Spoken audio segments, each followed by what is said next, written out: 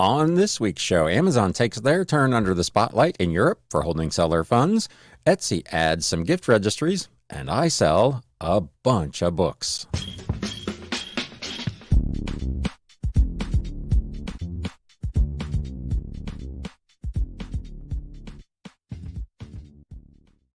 What is up, Galaxians? Welcome to episode number 213 of the Galaxy CDs, Rocks, and Flips Reseller Talk podcast. My name is Ryan, and we've got a little bit of reselling news and a whole bunch of books. It was another really good week if you're following me over on Instagram, shameless plug, at Galaxy CDs Rocks, my weekly recap. It was the first time in a long while that I actually sold more listings than I created new listings. So we got a bunch of stuff to go over in the back half of the show for those book lovers among you. But let's get started with some reselling news. News updates. So was it just last week that we were talking about in the UK, BBC did a expose, maybe it was 2 weeks ago now, on Etsy holding seller funds, and Etsy finally making some changes, or at least announcing that they were going to make some changes to that policy to allow sellers to get their funds earlier. This past week, it was Amazon's turn to face the wrath of the BBC over in Europe. Amazon sellers fear going under as site withholds cash. Hundreds of Amazon sellers have complained that the online marketplace is withholding their money, with some saying they could go out of business. Vinyl and CD seller Mario told the BBC Amazon is holding £5,000, leaving him shaken and panicked and fearing he can no longer continue trading. Some sellers, they note, have written to their MPs to ask for help. That's their kind of the equivalent here in the U.S. of their congressman. Amazon said its policy was designed to make sure there were sufficient funds to cover returns or customer claims. Doesn't that sound familiar? I'm pretty sure that's exactly what Etsy's point was on this as well. Under the policy, Amazon said it was holding money for 7 days after the delivery date following a sale, which is pretty crazy. Once the thing's already been delivered, you would think they would go ahead and release those funds. It introduced the policy back in 2016, but in August of this year extended it in the EU and the UK to sellers who had been registered prior to that point. So now everybody has fallen under this new policy. As far as I can tell, this is not something that's in place in the US. If you can, I don't sell on Amazon, so if you can correct me if I'm wrong on that, but this looks like it's a UK, EU issue only at this point. Mario went on to say his money had been frozen on the 3rd of August and he's unable to withdraw any for maintaining daily operations. I'm losing my company, he said. I've never had a problem with my payments before. How can I feed my family and pay my bills? He told the BBC. When he emailed Amazon sellers customer service, he received a generic stock message. He showed the BBC posts on the Amazon seller forum where there are hundreds of complaints from people who have had their money withheld since the 3rd of August. Daniel Moore has a business called Ink Jungle that sells ink cartridges. He has £170,000 in reserve, and it is increasing by £40,000 a day, he said. The value they will be holding from us is disproportionately high versus the potential refunds processed by customer returns or non-delivery, he said. That would be my biggest concern with this. If it was based on you as a seller and your average rate of return by dollar volume compared to your total sales volume, that would make total sense. If you have 5% of your total sales come back in return, I would be all good with these sites, frankly, holding 5% in reserve just to cover those kind of things. But they're holding 100% of the money for 7 days, and that to me is just excessive. You can let me know if you're watching on YouTube by leaving a comment down below, or you can email me, of course, at galaxycds@gmail.com and let me know your thoughts on that. But I just find that incredibly excessive. This fella's company turns over about £16 million annually on Amazon, and he employs more than 20 people on staff. He said the withheld funds would mean he would be unable to pay his £191,000 VAT bill, which was due last week. Michelle, 32, from Cheltenham, has been selling pet products for more than 10 years. She told the BBC the company is holding £16,000 of her takings. She took out an £18,000 loan from Amazon Lending to help keep her business running, which she was expecting to receive straight away, but she was told by Amazon she could not access the loan for 2 weeks, making things very challenging indeed for cash flow. Again, Amazon has put forth this lending service to try to help these people out, but the money's not available for a longer time period than the actual hold. So it's essentially pointless at that point. We employ 13 members of staff, and this is crippling our business, she said. The small business commissioner over there, Liz Barkley, said many sellers had told her office they were being offered loans by Amazon at interest rates of around 14% to help them manage cash flow while they waited for funds to come through. The sellers, of course, say they're being lent their own money at high interest, but for some, the alternative, unfortunately, was insolvency. We need big firms to understand, she said, that delaying small payments to small firms can have a massive negative impact and everyone loses. She added that with bank processing times, many sellers are facing up to a 14-day window with no income, no cash flow coming in. The challenges, as I mentioned at the beginning of this bit, are similar to those faced by Etsy sellers after that marketplace began withholding 75% of their funds for around 45 days. Hundreds of sellers complained, and Etsy last week reduced the amount it was withholding. I still have not had any holds, and I've not had anybody reach out to me to tell me what the new percentage is. Etsy is saying it's less. I don't know how much less. So much like Etsy did, Amazon quickly changed their tune following seller complaints. Amazon has started releasing some seller funds back to them after many UK and EU sellers complained of the money being held unexpectedly. Now, Amazon claims for their part that they did send out an announcement.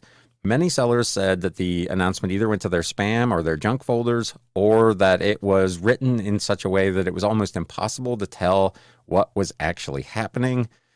I don't know. Again, I don't sell over there, and I'm not obviously in Europe. I'm in America, so I didn't get any of this stuff. But it sounds like this was announced sometime in advance, but in a fairly poor way by Amazon. Amazon has since now told some sellers it's going to delay these temporary holds on money until January of 2024. So this policy is not going away.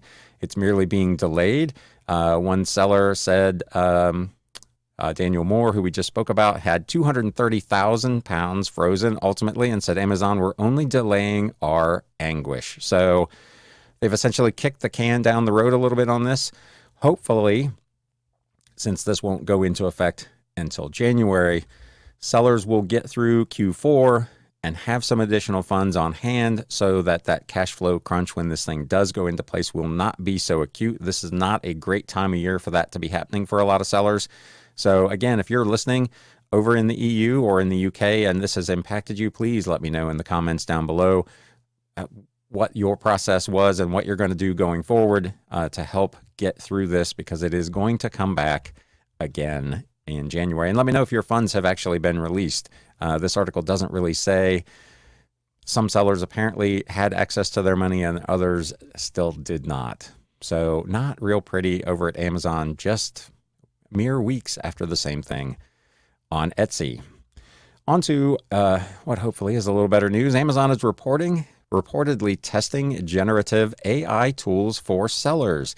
They're testing an AI tool that generates titles and descriptions for product listings. eBay, interestingly, just rolled this out, added it to their mobile app within the last week. I've tried it a few times. Some of the verbiage that's being used by the AI is a little bit over the top. Not every book is a rare and exquisite find.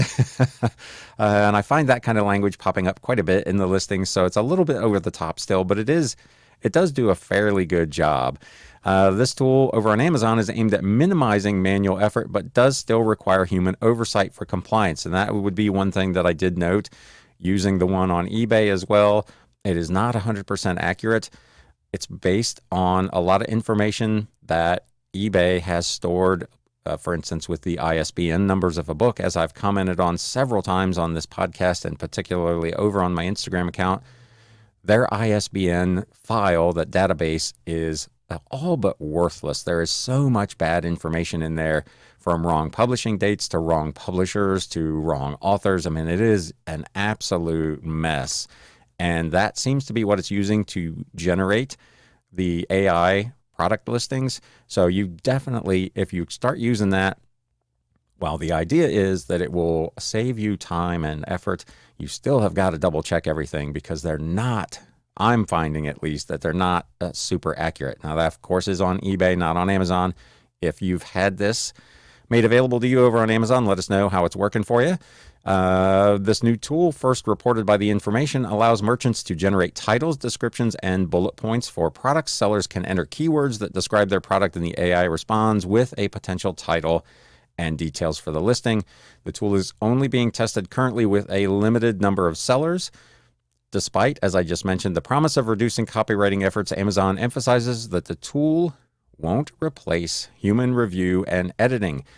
Amazon has strict guidelines for product descriptions to ensure that details are reviewed for compliance by Amazon. These policies cover everything with relevant style guides to avoiding using HTML, JavaScript, or offensive content. Sellers, they note, must accurately describe their products, avoid creating duplicate pages for existing products, and adhere to specific guidelines for variations and listing styles, including character limits for product titles.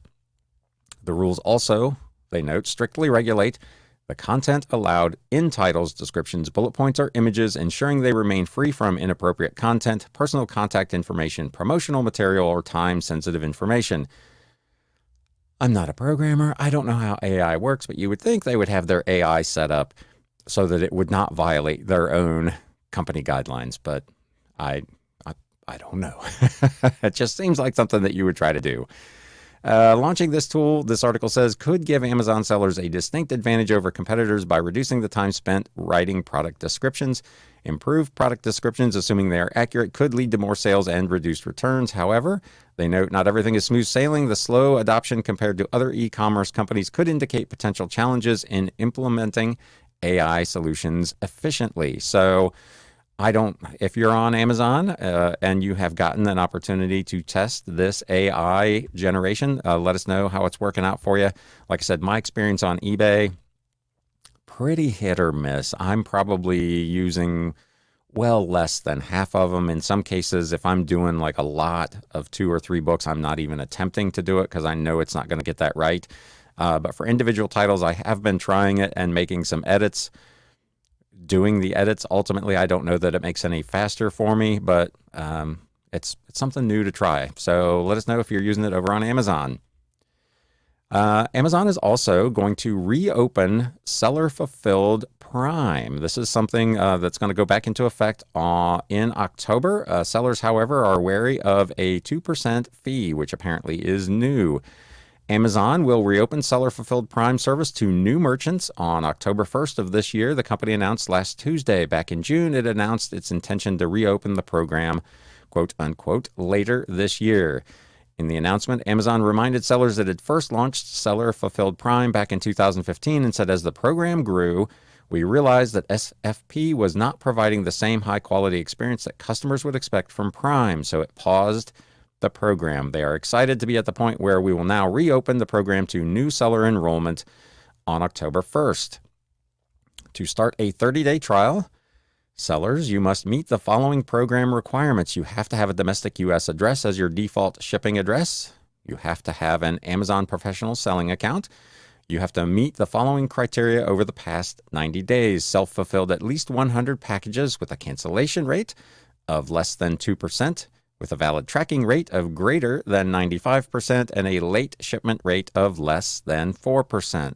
Fairly standard, I would think, for most self-fulfilling sellers. Only sellers who are signed into Amazon can view the full details about the cost, but one seller responding to the announcement wrote that Amazon is introducing a 2% additional fee, they noted, for any ASIN enrolled in this program. General information about the program is available on a landing page where sellers can add their name to a waiting list. Sellers again wished the program were available on a regional basis to make it easier to meet the strict shipping deadlines required by the program, with one seller commenting, bring back regional prime settings. For example, if a seller is on the East Coast, they should be allowed to offer prime shipping within a 2-day radius of their shipping location while not offering prime shipping to the West Coast. With regional prime settings, customers benefit from faster shipping speeds and sellers benefit by offering prime shipping only within an affordable delivery area. Enforcing nationwide prime shipping to small businesses that cannot maintain a national delivery network negatively impacts both customers and sellers. I don't sell on Amazon, but I absolutely agree with that sentiment. If you happen to be like me and you live in the Midwest, you're probably in good shape. But if you are on one of the coasts, meeting, for instance, a 2-day delivery window to someone in California from Florida is going to be very, very difficult to do, which will, of course, hurt your metrics in this program. Again, if you are an Amazon seller, let us know if you intend to participate in this program. Moving on to eBay. We talked a couple of weeks ago about eBay and their ongoing efforts to kind of decertify a new union with TCG Player, who they had just acquired fairly recently. Last week, the National Labor Relations Board rejected eBay's attempt to stop the workers in the Syracuse office from joining the union.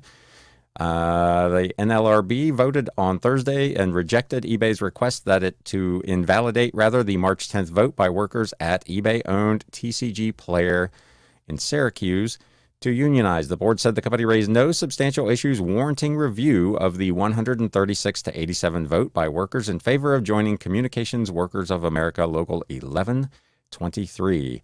The vote by workers in the Authentication Center on South Warren Street was the first successful unionization effort at eBay, which bought TCG Player back in October of last year for $295 million. eBay, for their part, objected to 26 operations leads being allowed to participate in the voting, contending that those folks were supervisors and not eligible to be part of a union. They said the vote was tainted by the participation of those leads, and the company asked the board to set aside the results of the vote and order a new one to be held without those leads participating. The union said that they urged the board to reject the company's request that said operations leads actually have no supervisory duties, and besides, their votes could not have made the difference because the union's margin of victory was 49 votes, which was more than the number of these supposedly interfering operation leads. So eBay is going to have to continue to deal with this. I don't know what their next steps are, but they're going to have to, as I talked about in that episode a couple of weeks ago when I first started talking about this, they're going to have to get this sorted out because labor is particularly strong right now. eBay, if this will come up here. Here we go. Listing your sneakers just got faster with our new in-app flow. This one, I'm not sure about. Our simplified listing flow for sneakers is now available in the eBay app and integrated into the quick listing tool. Listing sneakers just got easier with faster pre-filled item specifics, streamlined shipping options, and photo and condition guidance for 5 of the most popular sneaker brands in the men's and women's athletic shoe categories: Nike, Jordan, Adidas, Converse, and Reebok. However, the simplified listing flow for sneakers is not yet available for sellers who use Seller Hub, opt into the new listing tool, have an eBay store subscription, or activate business policies. I would think that would eliminate probably 90+% of sellers on eBay. I can't imagine people not being involved in one of those categories. A store subscription or business policies. It just seems like this has got to be a very, very limited window of population that actually has access to this. They say they will update us as they expand eligibility and participation in this new tool. So if you're a sneaker seller, I guess let us know if you have access to it. But based on that list of exclusions, I'm guessing most people probably do not. eBay announced also that they are providing seller protections for a range of folks due to storms in the United States. There have been a big batch of severe storms and some really bad weather, but they also announced that they are offering protection for victims of the just massive devastation, the wildfires in Maui in Hawaii. If you've not seen that on the news, it is an absolute mess over there. Lots of destruction. Unfortunately, a significant number of deaths. I believe what I heard earlier today was it is the largest loss of life in a wildfire in the United States in over a century. It's like 93 people as of the time I record this. So it is a bad, bad situation. My heart goes out. Thoughts for all the people in Hawaii that are having to deal with this situation. It is an absolute mess over there. But eBay has announced that they are providing seller protections for those folks. Wildfires on the islands of Maui and Hawaii have prompted evacuations, power outages, and road closures. eBay will be automatically protecting your seller performance if your business is impacted, including your late shipment rate, your valid tracking upload rate, item not received cases due to delivery as long as you uploaded tracking before the case was opened, and have a physical scan, and defects resulting from transactions you had to cancel.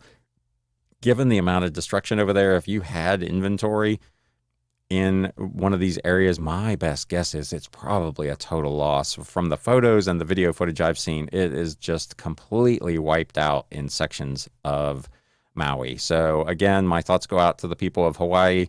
I assume there are probably places where you can donate. If you would like to do that, I strongly encourage anybody who can to do so.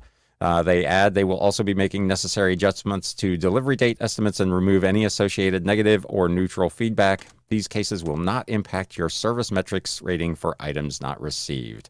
Our primary concern is for the safety of our community. So again, as always, kudos to eBay for getting out in front of this. But again, thoughts to the people over in Maui. And lastly, in the news this week, Etsy announced new gift registries. This article on e-commerce bites, and as always, these will all be linked in the show notes and the video description down below. Are they going to help sellers? Someone searches for a baby item on Etsy every second, the company said, in announcing its new gift and baby gift registries this week.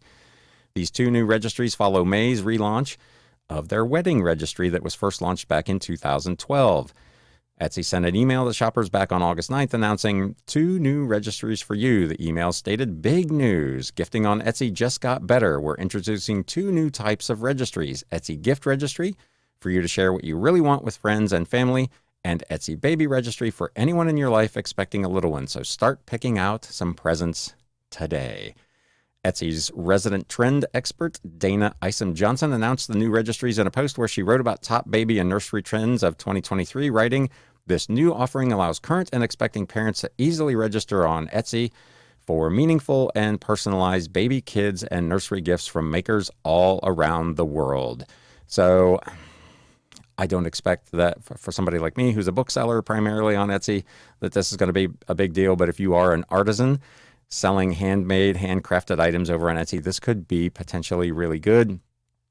There apparently is no way for knowing as a seller if a particular person has registered to have things on a registry. You'll be able to apparently see that people have added items, watched or liked over there, but they're not going to provide you with specific details about how many people have registered. So again, good stuff going on over at Etsy. They keep trying new and different things, and I give them credit for doing so. So that's going to wrap up the news. As I mentioned, it was a crazy busy week last week, and we've got a really big What Sold recap. So let's get right into it.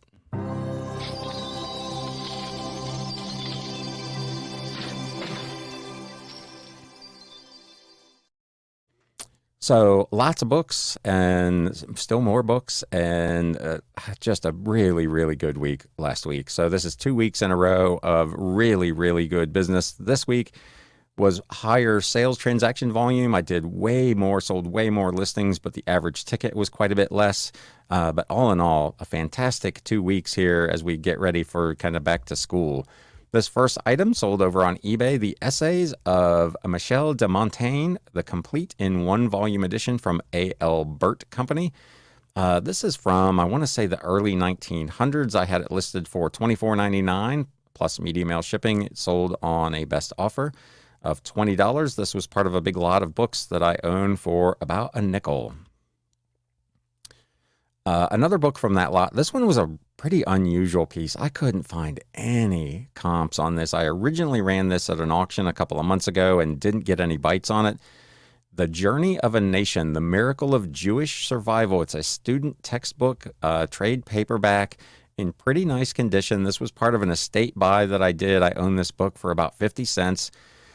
Like I said, I ran it at an auction. It didn't get any views. It didn't get any bids, nothing. So I just listed it for $24.99 plus shipping. I received an offer of $21, which I went ahead and took. So it took a little bit of time to get rid of, and it was really hard to figure out where to price it. But from 50 cents to 21 bucks, I will take it. More stuff from that same lot, another 50-cent book, The Jewish State, 1896 to 1946 by Theodore Herzl. This was published by the American Zionist Emergency Council. It's a hardcover from 1946. Again, listed for $24.99 or best offer. It got a watcher. I sent out my standard 15% off offer and sold it for $21.24. A really, really old songbook in not very good condition. If you're watching on YouTube, you can see the image. The cover is almost unreadable. It is so worn. But this was the Lowell Mason New Carmina Sacra, or Boston Collection of Church Music. It was published way back in 1852. It is literally a songbook with hymns from that era. I had this thing listed for $49.99 or best offer. I've had it for a long, long time. I'm actually running some stuff right now at 50 and 60% off, just trying to get some traction and move some old inventory out. So this thing ultimately went for $24.99 plus shipping. I own it for $1 from a estate sale pickup probably 2.5 years ago. So I've had it for a very long time, but ultimately got 25 bucks out of it. Yet more books. Nancy Schoonmaker and Doris Fielding Reed, We Testify, from 1941. It's a hardcover published by Smith and Durrell. It's another book I've had for a long, long time. My cost of goods was $1. It's another one I had listed for $49.99. This is in my 40% off sale this month. It was $29.99 plus shipping. I received an offer of $27 on it. For another $3 off, I went ahead and sold this thing and got it out of here. So just kind of speaking to my sales this month, I run old inventory on sale. I've talked about this previously kind of every month, and I usually just lump it all into one batch, 30% off, 20% off, whatever I'm feeling like doing in a particular month. But this month I tried something different. So my oldest inventory, stuff that is essentially been in my inventory for, I think it ended up being about 1,200 days or longer, I actually have at 60% off this month. And then I just kind of fell back 250 or 300 days at a time to 50% off, 40% off, and 30% off for anything that has been in my inventory for longer than 1 year. So I've got multiple tiers of sales from 30 to about 60% off running right now. And it has generated a pretty significant number of sales. So I talked about it in my kind of summer slowdown episode. If you're not running a promotion and you've got some old dead inventory, definitely think about running some stuff on sale, particularly if you buy like me, where you buy big lots of stuff that you've long since made your money, and this stuff is just taking up space and it is essentially free money when it sells. Go ahead and run some deals and get this stuff moving. This book I just picked up not too long ago at an estate sale. I paid $2 for this big paperback, The Recognitions by William Gaddis. It was a first edition, second printing Meridian books from 1963. Had it listed for $34.99 plus shipping, got a watcher, and a 15% off offer was sent out, sold for $29.74.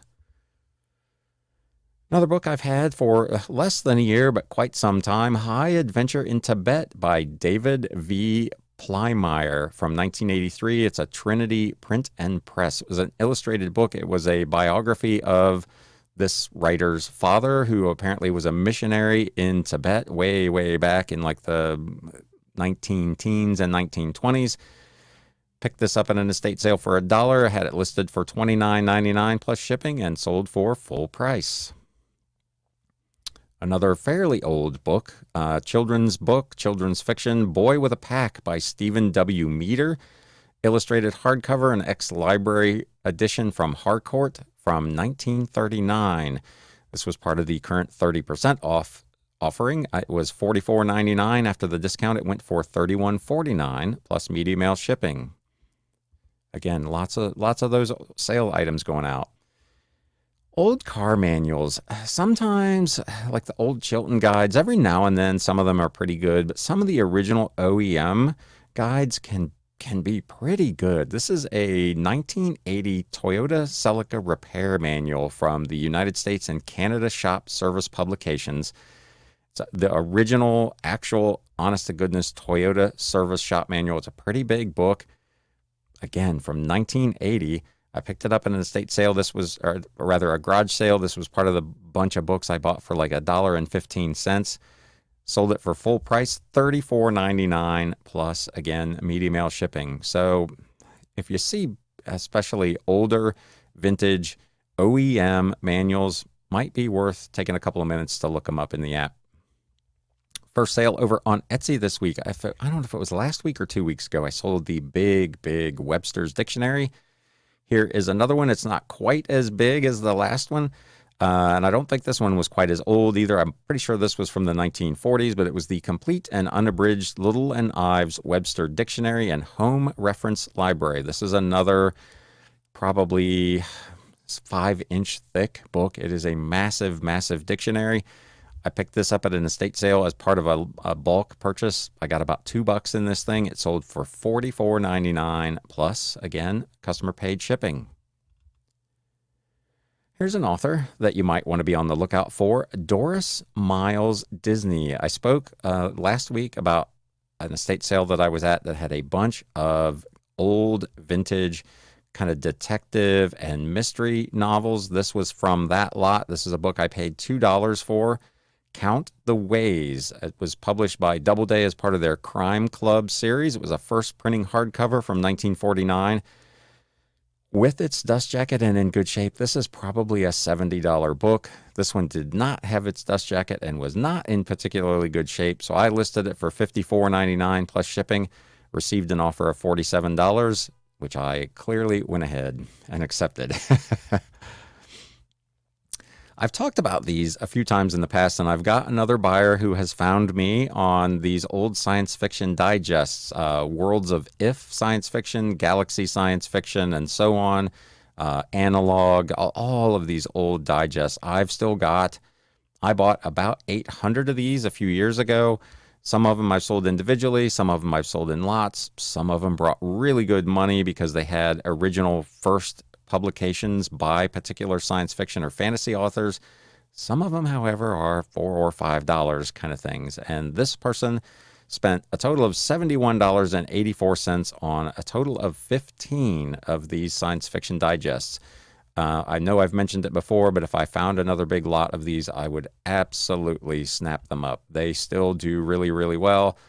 These were from the 1960s, the 1970s. I don't think this particular purchase had any from as far back as the 50s, but those are worth pretty good money as well.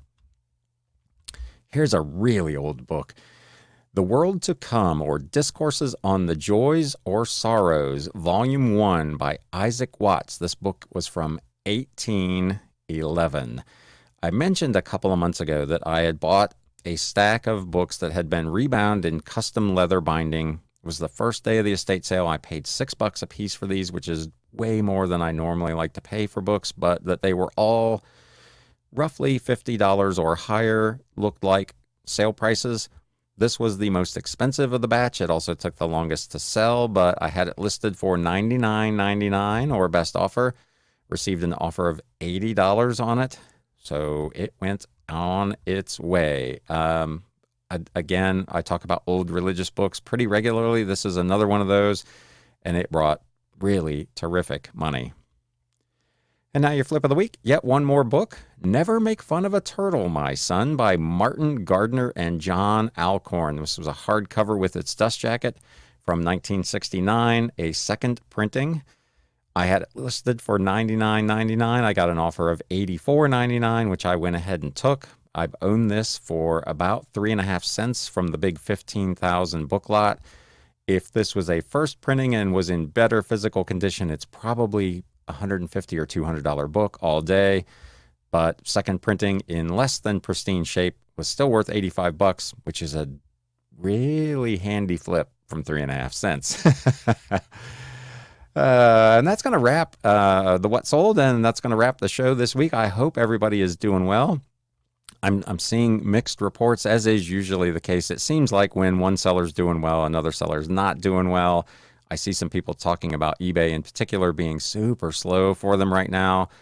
That has not been the case for me the last couple of weeks. Knock wood. I hope that continues. If you're going through a slow time, maybe go back and catch my summer slowdown episode and see if there's some ideas in there that might help you kind of overcome the slowness. My business, since I started doing some of those things, has really been really strong, and the last couple weeks in particular has been fantastic. So with that, I'm going to close for the week. Hope you're all doing well, staying safe, and now it's time to sell. Thanks, guys.